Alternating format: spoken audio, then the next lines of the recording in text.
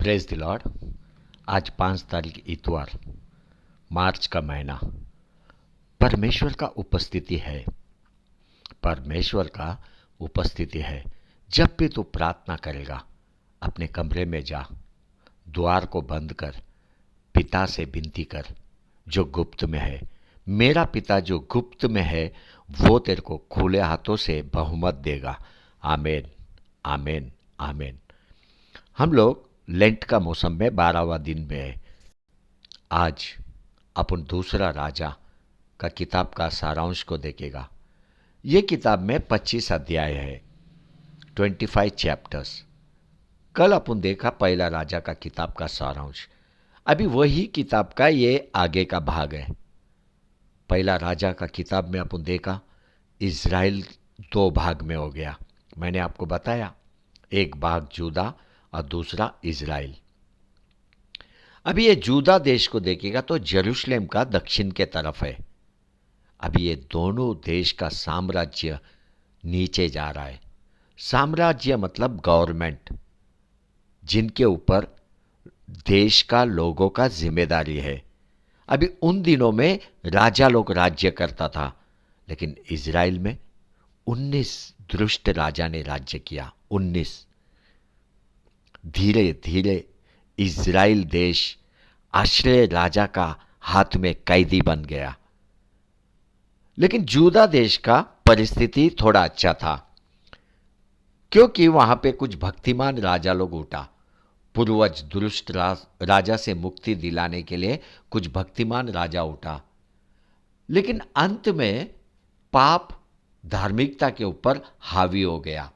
पाप बढ़ते गया, धार्मिकता नीचे गया।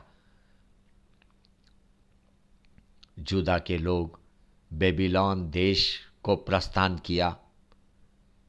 दूसरा राजा का किताब 2 भाग में अपन बांट सकते हैं। अध्याय 1 से 17 विभाजन हुआ देश का इतिहास। अध्याय 18 से लेकर 25 तक जी रहे राज्य का इतिहास। अध्याय 1 से 17 तक अपन देखते हैं इजरायली दुष्ट मार्ग में चल रहा है, क्योंकि दुष्ट राजा लोग उनको चला रहा है। अजय राजा से लेके होशे राजा तक देखता है दुष्ट राजाओं का सीरीज। लेकिन वहां पे जूदा में परिस्थिति थोड़ा ठीक है, क्योंकि जेरोबाम राजा से लेके आहाज राजा तक का समय काल अच्छा है। इज़राइल में एलीशा भक्त, एलाइजा भक्त सेवा कर रहा है। अभी दोनों भी सेवा का ही सामर्थ्य है।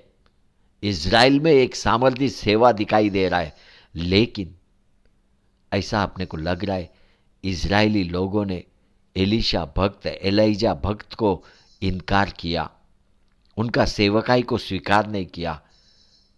जेरोबाम राजा ने इज़राइल देश में बछड़ा देवता को लेके आया, लोगों को उसका स्तुति कर आराधना करने को लगाया, लोगों को झूठ देवता के साथ जोड़ दिया।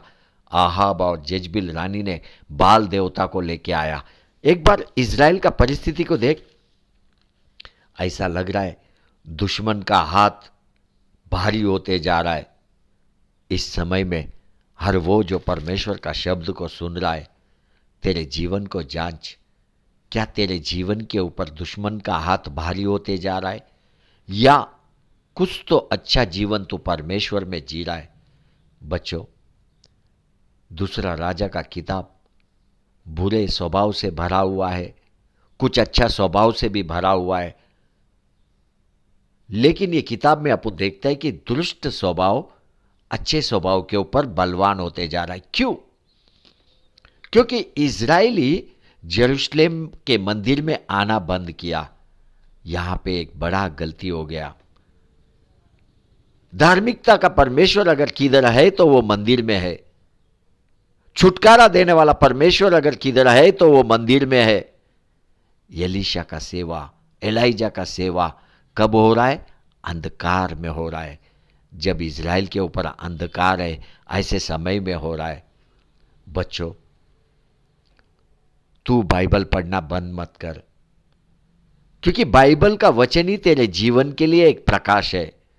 कभी भी तेरे जीवन में अंधकार को हावी होने मत दे।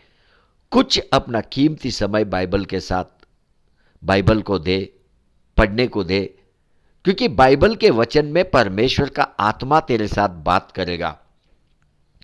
वहां पे जूदा में जेजबिल रानी का बेटी अतलिया क्या किया? दाविद के वंश को मार डाला। एक ही व्यक्ति बचा, वो है जोशे। 8 साल का उम्र में जोशे राजा बना। उसके हाथ में एक राज्य आया। जोशे ने क्या किया? टूटा हुआ मंदिर को फिर से बनाया और परमेश्वर का सेवा करने लगा। धीरे धीरे सीरिया देश ने इज़राइल को ले लिया। अभी इज़राइल देश के ऊपर सीरिया देश हावी होते जा रहा है। क्यों? क्योंकि दुष्ट राजाओं ने और इज़राइल के लोगों ने पश्चाताप नहीं किया। यही कारण है इज़राइल में परमेश्वर का हलचल देखने को नहीं मिल रहा है, कम होता गया। अध्याय 18 से 25 तक जी रहा राज्य का और इज़राइल का 19 राजा एक भी परमेश्वर के नजरों में धर्मी नहीं है। 18 से लेके 25 अध्याय 1 से लेके 17 अध्याय से भी आसान है पढ़ने के लिए। मुख्य वचन को अपन देखते हैं। दूसरा राजा 17 अध्याय 7 और 8 वचन। इसका यह कारण है कि यद्यपि इज़राइलियों का परमेश्वर यहोवा उनको मिस्र के राजा फिरौन के हाथ से छुड़ाकर मिस्र देश से निकाल लाया था, तो भी उन्होंने उसके विरुद्ध पाप किया और पराये देवताओं का भय माना। और जिन जातियों को यहोवा ने इज़राइलियों के सामने से देश से निकाला था, उनकी रीति पर और अपने राजाओं की चलाई हुई रीतियों पर चलते थे। इसी प्रकार दूसरा राजा 22 अध्याय 1 और 2 वचन। जब यहोशिया राज्य करने लगा तब वह 8 वर्ष का था और यरूशलेम में 31 वर्ष तक राज्य करता रहा। उसने वह किया जो यहोवा की दृष्टि में ठीक है, और जिस मार्ग पर उसका मूल पुरुष दाऊद चला, ठीक उसी पर वह भी चला, और उससे ना तो दाहिनी ओर ना बाईं ओर मुड़ा। देखो, इज़राइल में नबियों ने लगातार लोगों को चेतावनी दिया। उनको बोला कि तुम पश्चाताप करो, नहीं तो परमेश्वर का न्याय तुम्हारे ऊपर आएगा। परमेश्वर का न्याय। दूसरा राजा 24 अध्याय 2 पद। तब यहोवा ने उसके विरुद्ध और यूदा को नाश करने के लिए कसदियों, अरमियों, मोआबियों और अमानियों के दल भेजे।